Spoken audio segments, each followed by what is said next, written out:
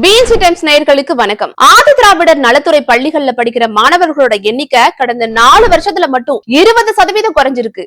இந்த ஒரு விஷயம் கல்வியாளர்கள் மத்தியில கடும் அதிர்ச்சியை ஏற்படுத்திருக்குன்னே சொல்லலாம். தமிழக அரசின் ஆதி திராவிடர் நலத்துறையின் கீழே 833 துவக்க பள்ளிகளும் 99 நடுநிலை பள்ளிகளும் 108 உயர்நிலை பள்ளிகளும் 98 மேல்நிலை பள்ளிகளும் செயல்பட்டு வருது. இங்க படிக்கிற மாணவர்களுக்காக 1143 விடுதிகளும் நடத்தப்படுது. ஆனா இந்த கல்வி நிலையங்கள்ல போதிய உள்கட்டமைப்பு வசதிகள் இல்லாத ஒரு காரணத்துக்காக மாணவர்கள் இங்கு சேர்வதில் ஆர்வம் காட்டுறது குறைஞ்சிட்டு வருது. 2021 மற்றும் 22ஆம் கல்வியாண்டுல 95,000 மாணவர்கள் படிச்சுட்டு வந்த நிலையில இப்ப வெறும் 76,300 மாணவர்கள் மட்டும்தான் படிக்கிறாங்க. அதாவது இந்த திமுக ஆட்சி பொறுப்பேற்ற பின்னாடி கடந்த 4 வருஷத்துல மட்டும் இந்த பள்ளிகள்ல 20% மாணவர்கள் குறைஞ்சிருக்காங்க. அதாவது 2021ல இருந்து இப்ப வர 18,700 மாணவர்கள் ஆதி திராவிடர் நலத்துறை பள்ளிகள்ல இருந்து விலகி வேற பள்ளிக்கூடங்களுக்கு மாறி இருக்காங்க. அதுக்கு காரணம் என்னன்னு பார்த்தோம்னா போதிய ஆசிரியர்கள் இல்லாததும் உள்கட்டமைப்பு மிக மோசமான நிலையில இருப்பதும் தான். பல ஸ்கூல்ல ஒரே ஒரு டீச்சர் மட்டுமே இருக்கிற அவலம் நீடிக்குது.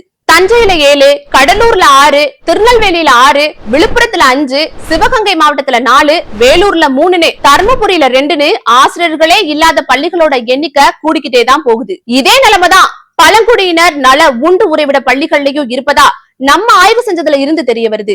ஆதி திராவிடர் நல பள்ளிகள்ல 1177 காலி பணியிடங்களும் பழங்குடியின பள்ளிகள்ல 500 ஆசிரியர் காலி பணியிடங்களும் நிரப்பப்படாம இருக்கு. சமூக நீதி எங்களால மட்டும்தான் நிலைநாட்டப்படுதுன்னு தொடர்ந்து விளம்பரம் மட்டுமே செஞ்சுட்டு வரும் இந்த திமுக அரசு இத கொஞ்சம் கூட கண்டுக்காம இருக்கு. இப்படி ஆதி திராவிடர் நலத்துறை பள்ளிகளின் மீது இந்த திமுக அரசு காட்டக்கூடிய இந்த அலட்சியத்தை பத்தி என்ன சொல்றதுன்னே தெரியல.